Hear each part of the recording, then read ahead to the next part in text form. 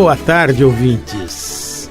Aqui estamos para mais um programa Acupuntura e Você, onde nós vamos tentar tirar as suas dúvidas sobre essa tradicional tratamento da medicina chinesa. E hoje eu vou falar sobre um tema que os pacientes muito me procuram e a gente trata em demasia, e é uma coisa recorrente, é uma coisa que tem em grande quantidade e todo mundo na família, infelizmente, tem um caso ou um conhecido, que é sobre o acidente vascular cerebral. O acidente vascular cerebral, ele é uma das patologias neurológicas que mais acometem os pacientes, e nós, acupunturistas, somos muito procurados para todos os quadros de plegias e paralisias de uma maneira geral. Nós somos procurados muito para Guillain-Barré, nós somos procurados muito para esclerose múltipla, nós somos procurados muito para todos os tipos de AVCs também, os tipos que levam a uma plegia ou uma paralisia. Bom, inicialmente nós temos que entender uma coisa. O cérebro nosso, ele recebe uma vascularização através dos vasos do pescoço.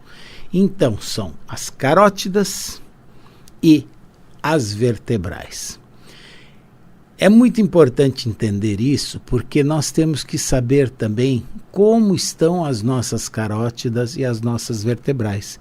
Isso se faz com alguns exames, chamado ecodoppler, que é um exame de um Doppler da carótida e da vertebral, para saber exatamente como é que elas estão em termos de permeabilidade.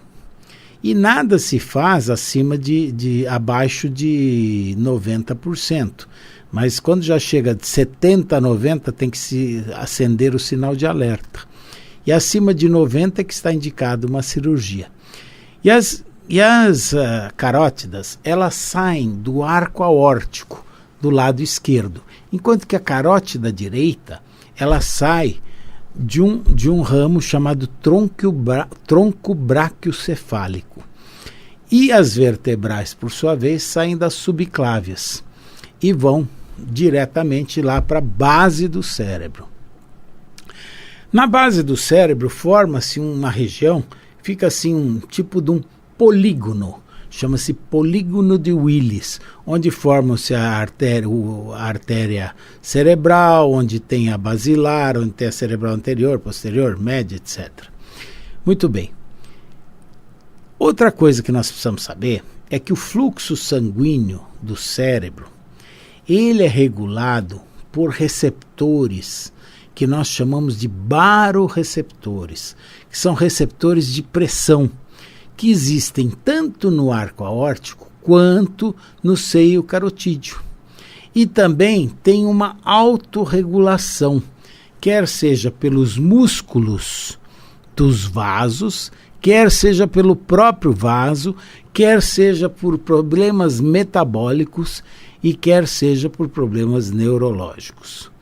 Então tudo isso conta na hora de se formar um coágulo no cérebro.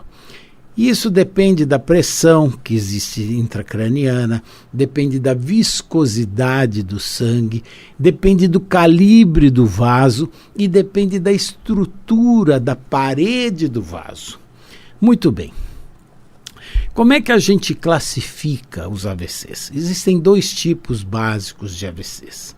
Existe o AVCH, chamado acidente vascular cerebral hemorrágico, e existe o AVCI, que é o acidente vascular cerebral isquêmico. As duas coisas, como o próprio nome diz, são duas coisas distintas. No isquêmico não existe o extravasamento sanguíneo, enquanto que no hemorrágico existe o extravasamento sanguíneo. Muito bem. Quais os tipos hemorrágicos que nós temos?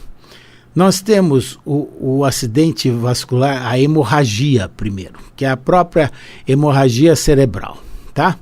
Então, esse é o primeiro AVCH, é o mais famoso, é o mais conhecido. É o acidente vascular onde tem uma hemorragia cerebral. Nós temos uma hemorragia chamada subaracnoidea, ou seja, abaixo de uma das camadas que recobrem o cérebro.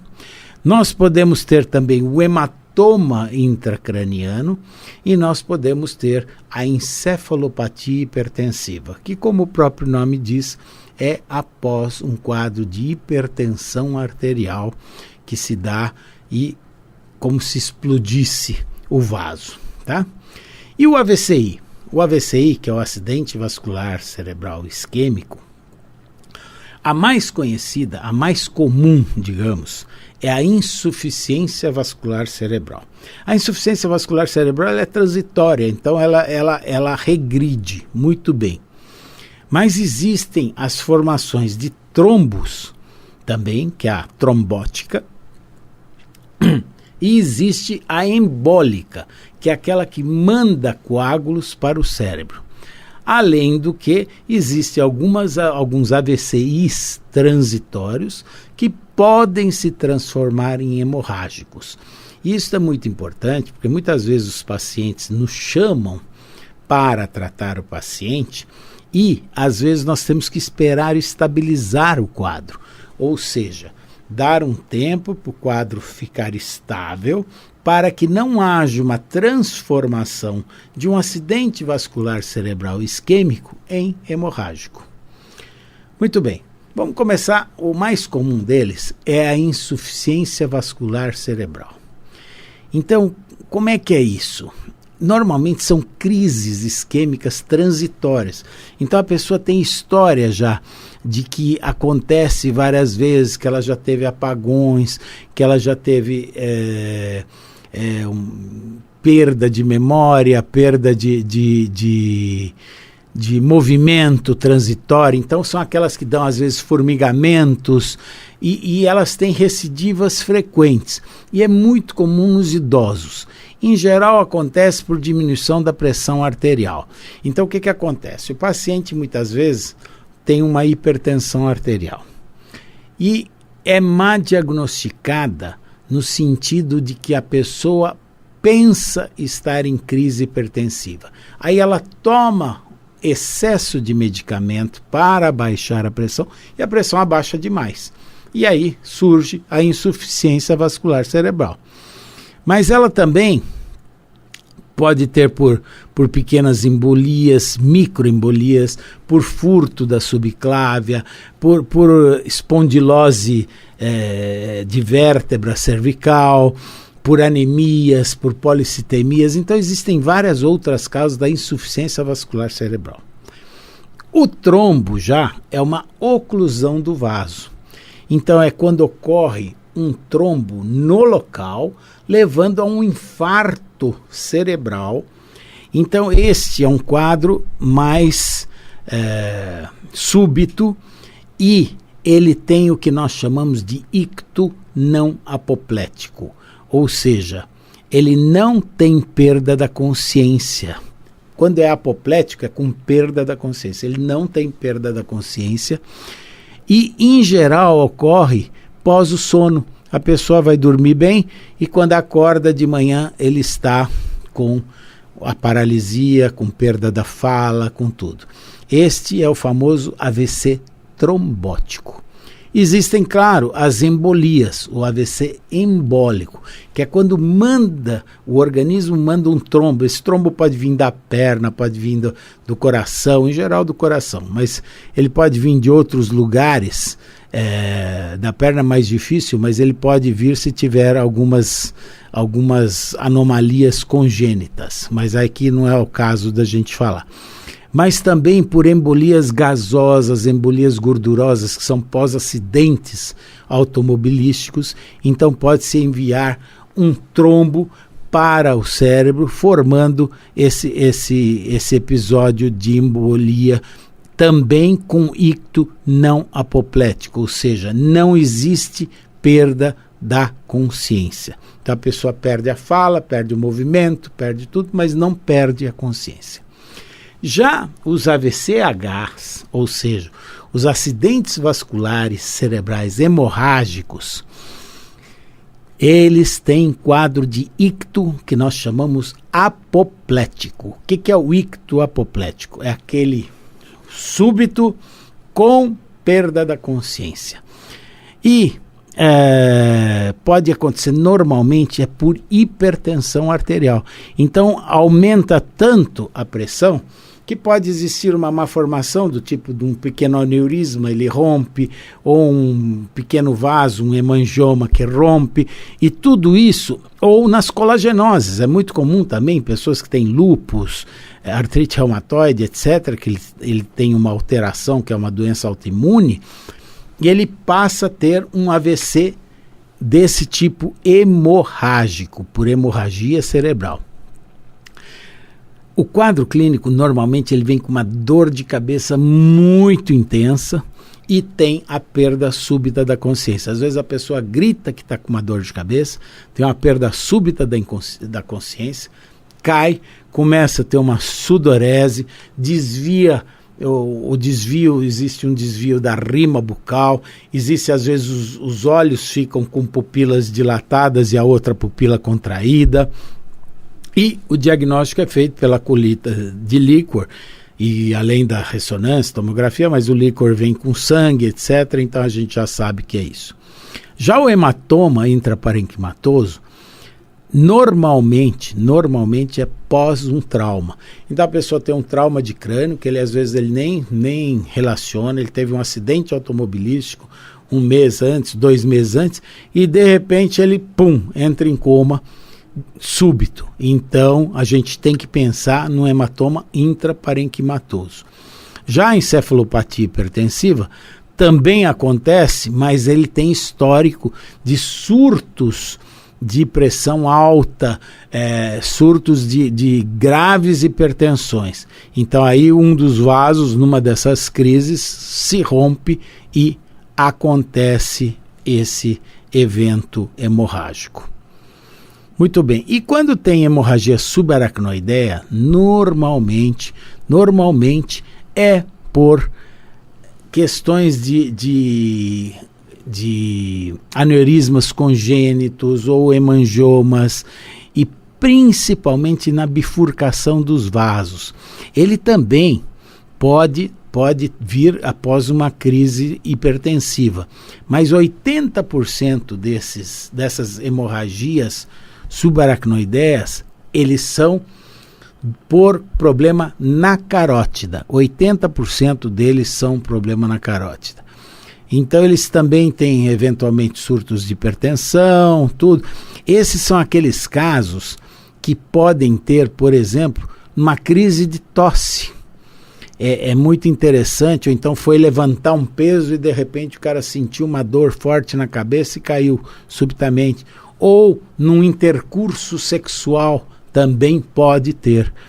Então, mas o que caracteriza a hemorragia subaracnoideia é que ela tem uma rigidez de nuca, porque aquele sangue que extravasa ali na parte licórica, ele irrita os tecidos da aracnoide e dá uma rigidez de nuca como se fosse meningite.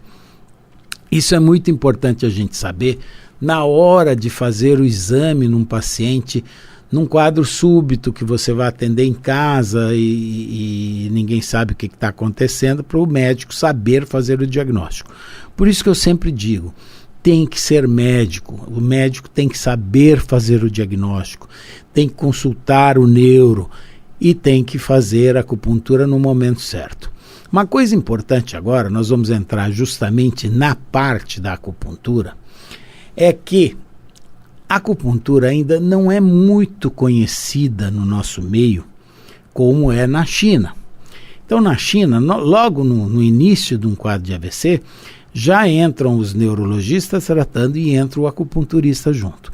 Aqui é um pouco mais difícil, existe uma resistência ainda, porque as pessoas não conhecem todo o trabalho que é feito, como é que é, não conhecem os mecanismos da acupuntura, como é que é feito.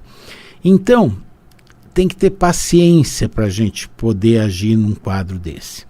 Uma das coisas mais importantes a se entender é que existe uma energia chamada energia Jing. Nós temos a energia da alimentação, chamado Zong-Chi, energia respiratória, chamada Zong-Chi, e a energia da alimentação, chamada Hong-Chi. Então, a mistura do Zong-Chi com a energia da alimentação cereal vai formar esse Hong-Chi. O Hong-Chi, por sua vez, em cada órgão, ele é metabolizado. Quando a gente fala que no pulmão, a energia do pulmão é responsável, por exemplo, pelo olfato, é responsável pelo pulmão, é responsável pelo intestino e é responsável pela pele. Mas quem é essa energia que é responsável por tudo isso? Essa energia chama-se Jing. Quando essa energia Hong-Chi chega no órgão, ela é metabolizada e transformada nessa energia chamada Jing. Então, quem do pulmão que dá a sensação do cheiro, do olfato, é o Jing do pulmão. Quem dá a audição, por exemplo, que é responsabilidade do rim, é o Jing do rim. Quem dá a visão nossa é o Jing do fígado. Então, essa energia Hong, ela vai caminhando por todos os órgãos e, dentro de cada órgão, ela vai se metabolizando no Jing daquele órgão específico. Isso é muito importante para que as pessoas entendam a noção de que nós nos alimentamos e respiramos. Com a união dessas duas, forma-se uma energia, que é o Hong-Chi, que vai ser metabolizada em cada órgão em Jing-Chi. E o Jing do rim é responsável por toda a parte da medula e do cérebro. Então, toda vez que nós temos um quadro de acidente vascular cerebral, é uma deficiência de Jing no cérebro. Então, para a medicina chinesa, o acidente vascular cerebral é uma deficiência dessa energia Jing no cérebro. E é o Jing da onde? É o Jing do rim. Portanto, para tratar AVC, nós temos que tratar o Jing. E, obviamente, o Jing de onde? O Jing do rim. Além de tratar, obviamente, o AVC. Então, quando essa energia fica parada, ela fica parada e ela provoca uma estase de toda essa energia no que nós chamamos de orifícios, que é a entrada da energia para o cérebro. Aí nós vamos ter o quadro de AVC. O AVC nada mais é do que uma deficiência do Jing do cérebro. Então, para o tratamento, nós temos que levar Jing para o crânio. E para isso, nós fazemos uma atuação com agulha específica na área do cérebro, chamado craniopuntura. Hoje existem 3 tipos de craniopuntura. Existe a craniopuntura tradicional, a craniopuntura do Zhu e a craniopuntura de Yamamoto. Não cabe aqui especificar quais são as diferenças. O importante é que elas existem e que o acupunturista precisa saber fazer craniopuntura. A essência da craniopuntura é a seguinte: eu tenho uma área com uma isquemia, uma área ou com uma hemorragia, uma área inativa, uma área onde o Jing não está circulando. Eu coloco as agulhas na área correspondente extracraniana, fora da calota craniana, eu coloco, e ela automaticamente melhora o fluxo sanguíneo na área que nós colocamos e na área subjacente. Ou seja, abaixo da calota craniana, ela também provoca uma dilatação, uma vasodilatação, melhorando. Este é o perigo de se fazer num quadro em que não esteja estabilizado o AVC, porque você pode dilatar os vasos e fazer com que esse AVCI se transforme no AVCH, ou seja, de isquêmico passe a hemorrágico. Este é o único grande risco, mas por isso tem que ser um bom acupunturista que saiba fazer acupuntura craniana e saiba o que está fazendo. Porque não basta saber fazer crânio, mas tem que saber o que está fazendo, em que nível que se encontra esse AVC. Muito bem. Então, nós temos que fazer essa craniopuntura para abrir os forames. Então, além da craniopuntura, nós temos que fazer a acupuntura geral, onde nós vamos tonificar o fígado, nós vamos tonificar o rim, nós vamos tonificar o pulmão, nós vamos tonificar o coração e nós vamos tonificar o baço pâncreas, tá? E como é que a gente sabe que essa energia Jing penetrou? Existe uma característica muito interessante. Quando nós fazemos essa crânio, quando nós fazemos essa acupuntura, do lado oposto ao lado que teve o AVC, primeiro que, por exemplo, quando nós fazemos a crânio do lado esquerdo, é porque a parte afetada é a esquerda. Obviamente que o movimento é do lado direito, porque vocês sabem, as fibras se cruzam. Então, quando nós temos um AVC à direita, vai paralisar o lado esquerdo. Quando nós temos AVC à esquerda, vai paralisar a direita. Então, nós fazemos o lado oposto, ou seja, o lado oposto, não, o lado correto onde teve o AVC, não o lado que ele está afetado. E o que vai acontecer? Quando nós fazemos a craniopuntura e a energia Jing começa a chegar, o paciente sente que aqueceu o outro lado. É como se tivesse, alguns até falam, nossa, parece que está tendo fogo aqui desse lado. Na realidade não é fogo, é a energia Jing chegando.